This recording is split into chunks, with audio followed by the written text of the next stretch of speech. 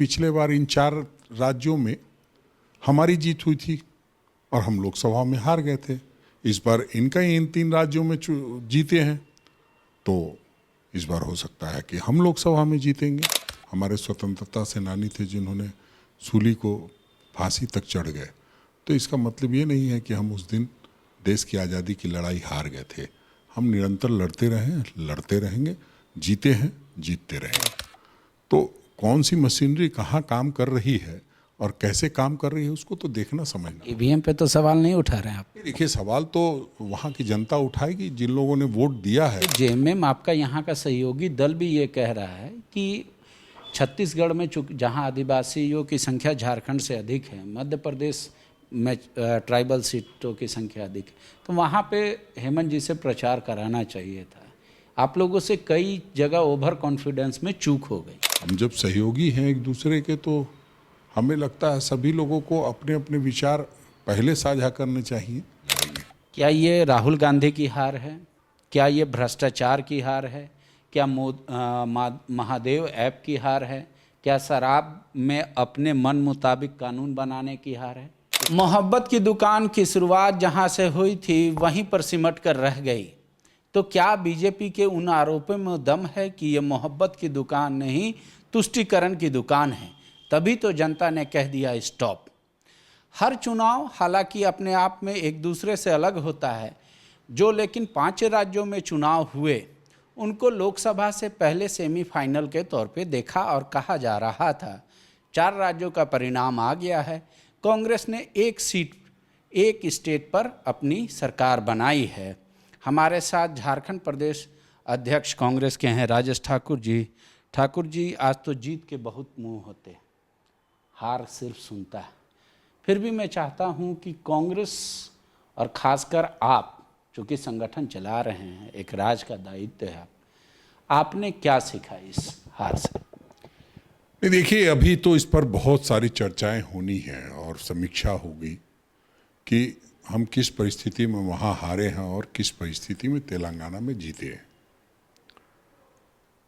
जो लोग कह रहे हैं कि मोदी की गारंटी से जीते हैं, तो उनको ये भी बताना चाहिए तेलंगाना में मोदी की गारंटी क्यों फेल हुई और बाकी राज्यों में इस तरह के परिणाम कैसे आए हैं।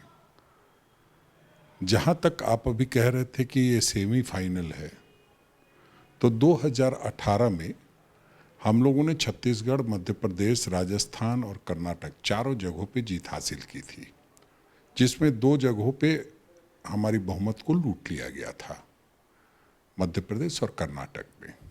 उसके बाद लोकसभा चुनाव हुआ, तो उस हिसाब से अगर वो सेमीफाइनल था तो फाइनल में हमको जीतना चाहिए था, लेकिन वो परिणाम नहीं आए। इसलिए आपने ये भी बात ठीक कहा है कि हर चुनाव के अलग अलग मायने और मतलब होते हैं और चुनाव के अलग अलग परिणाम होते हैं। तो ये ज़रूर है कि हम चुनाव 3 राज्यों में हारे हैं, लेकिन एक राज्य में हमारी जीत भी हुई है और हम ये समझते हैं कि चुनाव में हार जीत लगी रहती है, लेकिन संगठन का जो अपना दायित्व होता है, जिस तरह से रेवंत रेड्डी जी ने किया है, उससे सीख लेने की ज़रूरत है। और जहां हमारी सरकारें रहती है वहां क्या चूक हुई है, उस सभी बातों की समीक्षा होगी तभी। तो क्या ठाकुर जी ये कह रहे हैं कि अगर हम लोग पिछली बार जीते थे और लोकसभा में बीजेपी स्वीप की थी, इस बार बीजेपी जीती है तो लोकसभा में हम स्वीप करेंगे? बिल्कुल, क्यों नहीं। इसका कोई पैमाना नहीं है। जनता ने हो सकता है कि हमें केंद्र में सरकार बनाने का मन बनाया हो, राज्य में उन लोगों को मौका दिया है, अब केंद्र में हमें मौका देगी।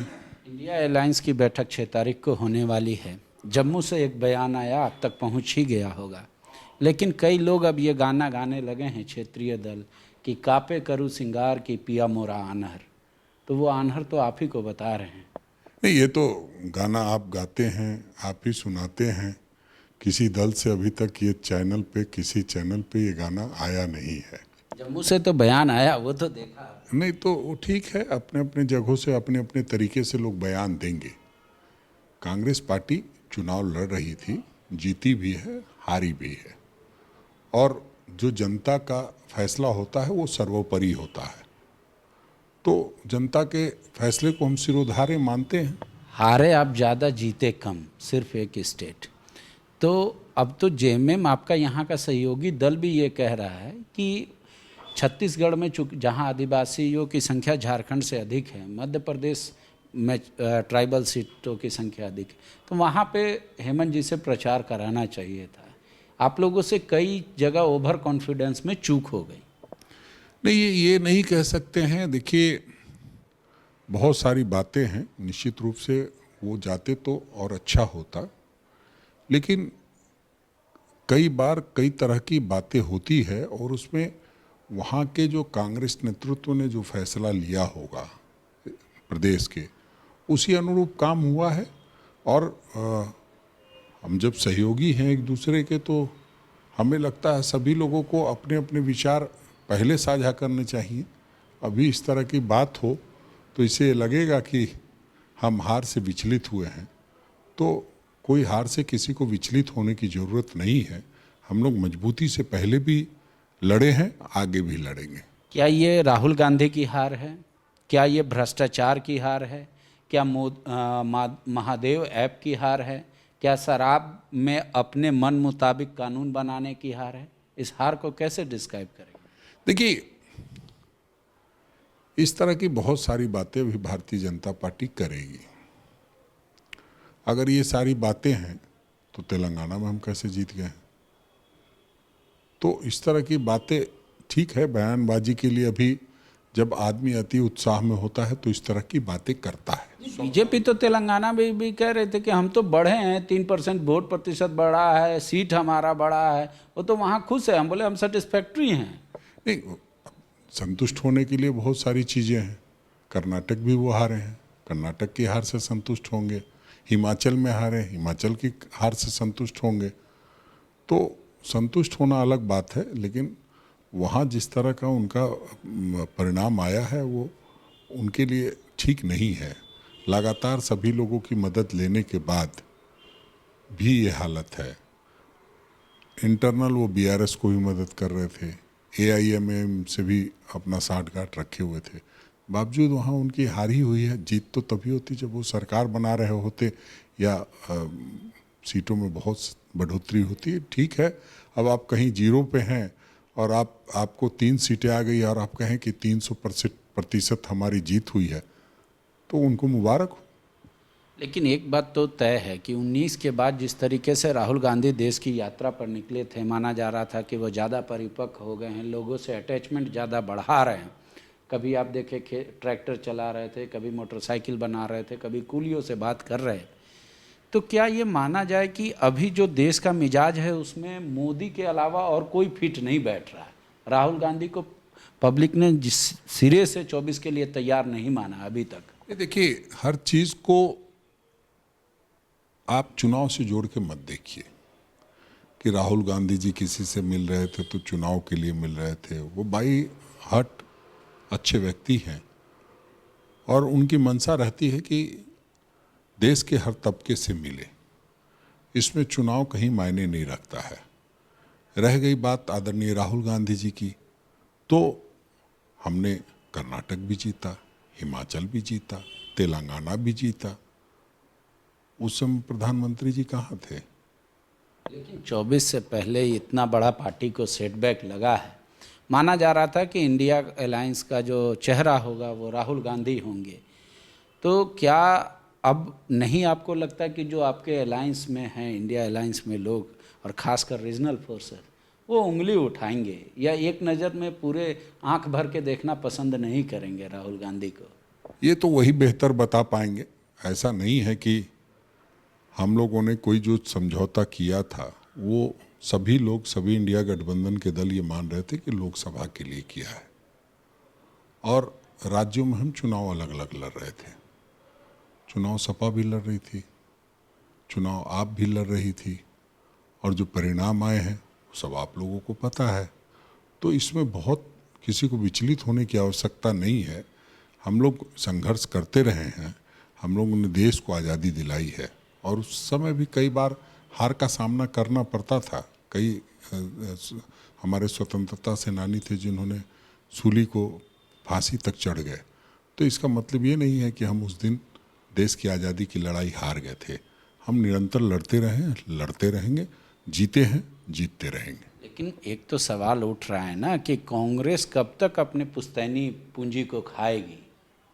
शायद देश की जनता अब नई पूंजी देखना चाहती है कि जो ज़्यादा कमाएगा, जो ज़्यादा मेहनत करेगा, उसी को मजदूरी मिलेगी। नहीं, बिल्कुल, जो परिणाम सामने आए हैं उसमें तो ये बातें सामने आ रही हैं कि कई लोगों को जनता ने मौका दिया है, कई लोगों को नकारा है, और उन्हीं सब बातों को लेकर के हम लोग समीक्षा भी करेंगे। और समीक्षा के उपरांत जो बातें सामने आएगी, जो आप कह रहे हैं कि पूंजी की बात, तो देखा जाएगा कि नया कहाँ से इन्वेस्टमेंट लाया जाए।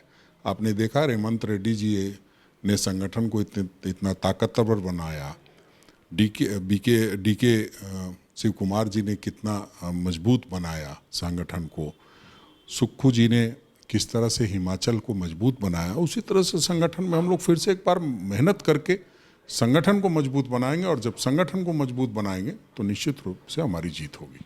आपके लिए एक बुरी खबर है और आंकड़ा भी है, वो ये है कि जब जब छत्तीसगढ़ में सरकार बनी है बीजेपी की, झारखंड में भी बनी, इससे थोड़ा डर है आपके अंदर? नहीं, इसको आप लोग कैसे जोड़ के देख रहे हो तो मैं नहीं कह सकता, लेकिन हम ये कह सकते हैं कि जब पूरे देश में लोकसभा में बीजेपी की जीत हुई थी, उसी के 6 महीने के बाद हम लोगों ने बीजेपी को हराने का भी काम किया, और आपने देखा किस तरह से उनके मुख्यमंत्री भी चुनाव हार गए थे। तो इसलिए एक चुनाव को दूसरे चुनाव से बहुत जोड़ के नहीं देखा जाना चाहिए।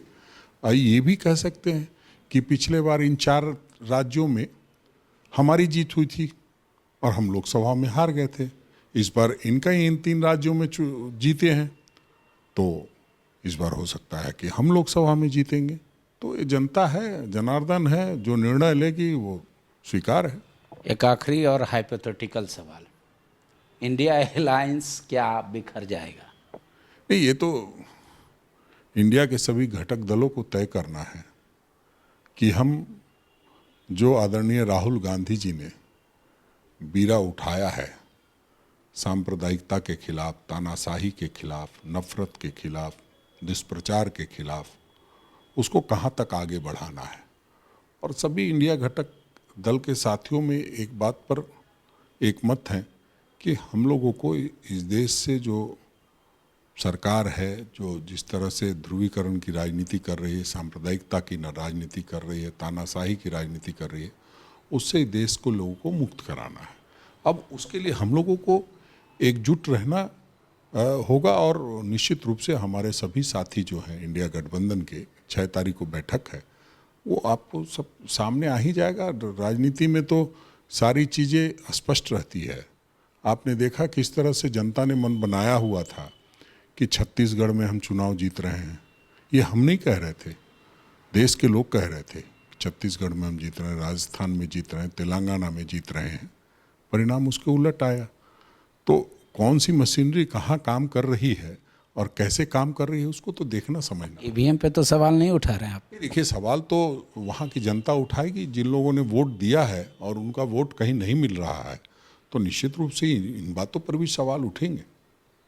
शुक्रिया। जीत के कई मुंह होते हैं और हार बेचारा गूंगा होता है, उसे सुनना पड़ता है। 6 तारीख को इंडिया अलायंस की बैठक होने वाली है। उस दिन तय होगा कि क्या क्षेत्रीय दल अब कांग्रेस पर चढ़कर बात करेंगे। क्या वो जो समझौता लोकसभा के चुनाव को लेकर हुआ था उस पर अभी भी सब अडिग होंगे, या फिर सबसे सारे गठबंधन एक दूसरे पर शक की निगाह से देखेंगे और पुनर्विचार करेंगे?